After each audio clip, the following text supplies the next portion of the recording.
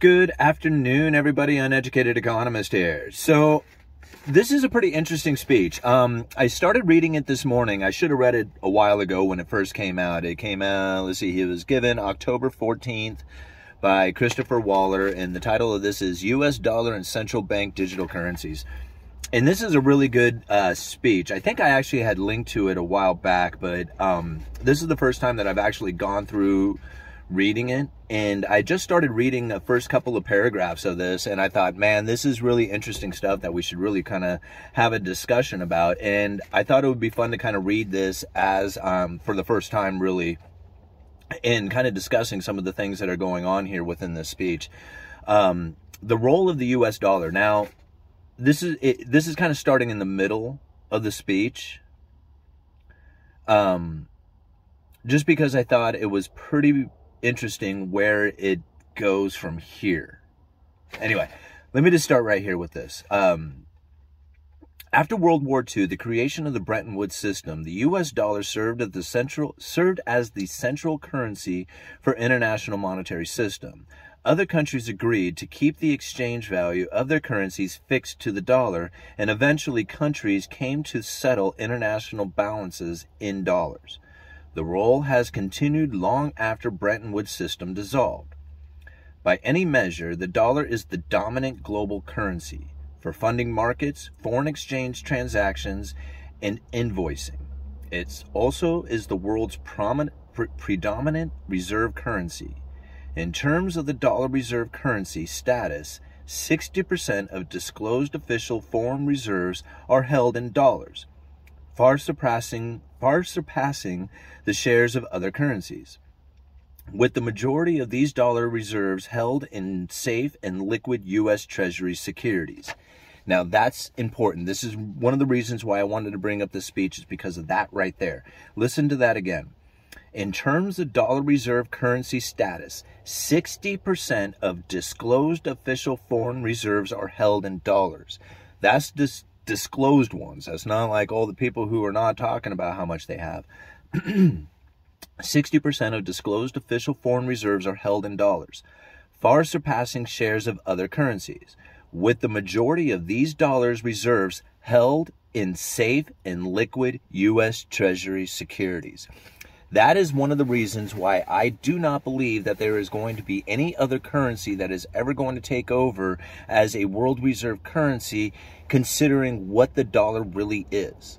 Think about this. The U.S. Treasury is the world's safe and liquid asset. It says it right there, that the majority of these dollar reserves held in the safe and liquid U.S. Treasury securities. So this is why I believe that the dollar is going to continue to be the world reserve currency, continue to strengthen, and continue to be the dominant reserve currency for many years to come. Will it always be that way? No. But it's very interesting to think about what it is that they are talking about right now, and then what they talk about going into the future when it talks about central bank digital currencies. Because listen to this.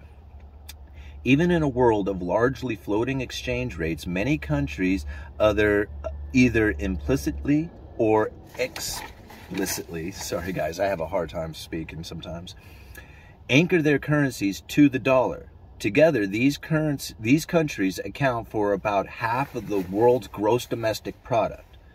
The dollar is by far the dominant currency for international trade. Apart from inter-European trade, dollar invoicing is used in more than 3/4 of the global trade, including 96% of trades in Americas. Approximately 60% of international and foreign currency liabilities, international banking loans, and deposits, as well as international debt securities, are denominated in dollars.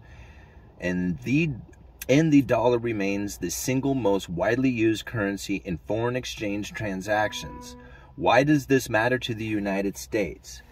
As indicated in the board's CBDC discussion, the Central Bank Digital Currency discussion paper, the dollar's international role lowers transaction and borrowing costs for the U.S. households, businesses, and governments.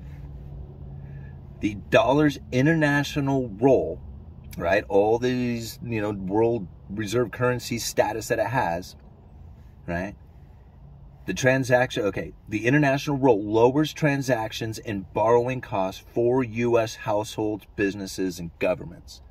See, this is something that we should be very concerned about. If you think that there is no longer going to be the dollar as the world reserve currency, think about what it does for our way of life. That's not something that you should just think we should toss away. It is something that, as Americans, we should probably hold on to. I'm not a fan of the Federal Reserve. I'm not a fan of fiat currencies. I'm not a fan of anything that's going on out there, but I am a fan of my way of life, and I don't want to lose that right now.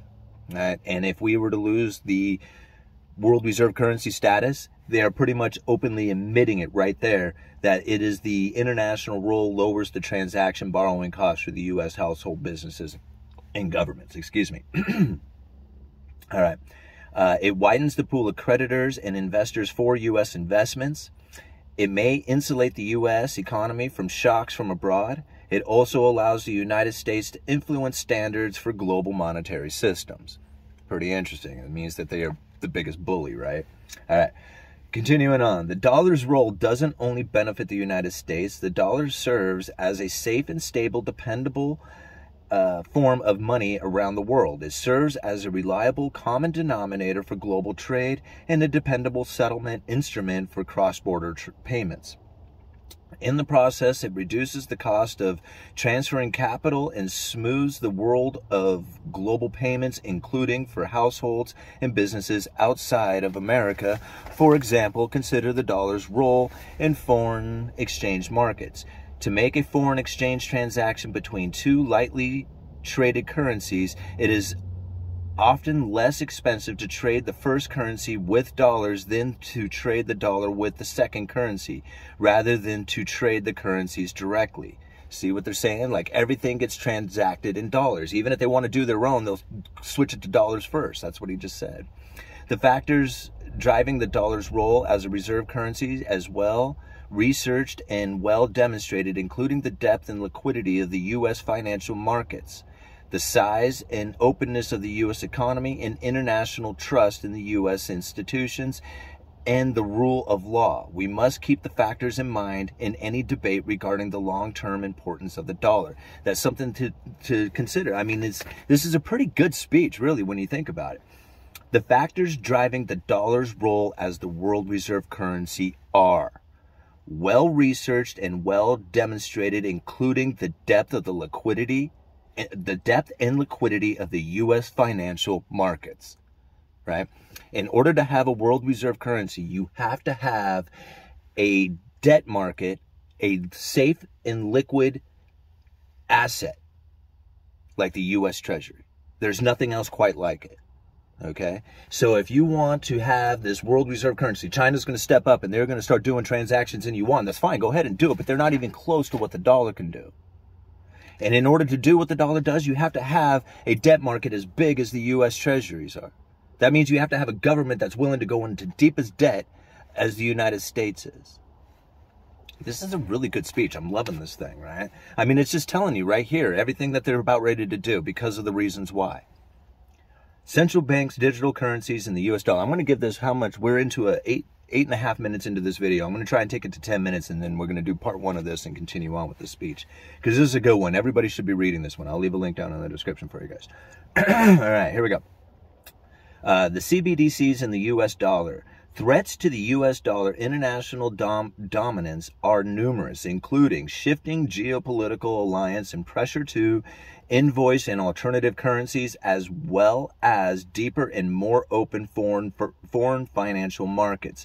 My focus today is on just one supposed threat, namely the purported shifting of payments the purported shifting payments landscape as a result of the growth of digital assets, particularly central bank digital currencies. All right.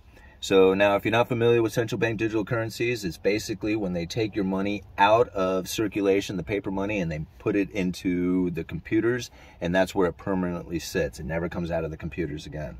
So that's the easiest way. If you haven't figured out what central bank digital currencies are, you might want to figure that out. All right. Recent years have seen a number of changes to the payment systems, from instant interpayments interbank payments to mobile payment services to shift towards non-bank payment providers. Some of these shifts have been through the rise of digital assets and include cryptocurrencies and other cryptos such as stablecoins, which have money-like characteristics. Now, I'm going to stop right there because I think that's probably a good part one of this video. And we're going to continue on breaking this speech down into part two, where we talk about these stable coins and how they can introduce central bank digital currencies within the system. And people may not already realize it, that it's already happened or could have already happened. Anyway, good stuff. Uneducated Economist, you guys let me know.